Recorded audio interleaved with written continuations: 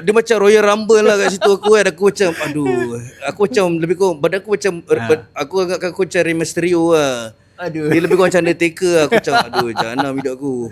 Okay. Tapi aku okey lah, aku dah berdamai lah benda tu. Cuma dia take time lah. So Faham. hidup aku bermula dengan trauma tu banyak. Rough life lah.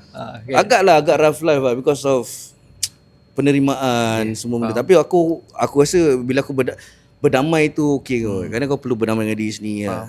So daripada sekolah rendah agama pergi ke sekolah rendah biasa. Sekolah menengah kat mana? Sekolah menengah biasa juga aku trauma lah agama ni semua kan.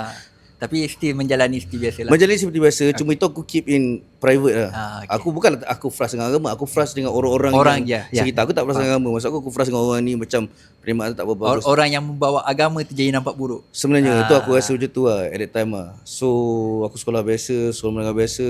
Lepas tu along the way masa tu pun arwah mak aku sakit. Okay. Masa tu dah sakit lah? Mak aku sakit kanser at that time. So life aku mungkin tak macam orang lain kot. Ada boleh pergi koko ke apa. Aku balik sekolah terus kerja. Aku kerja.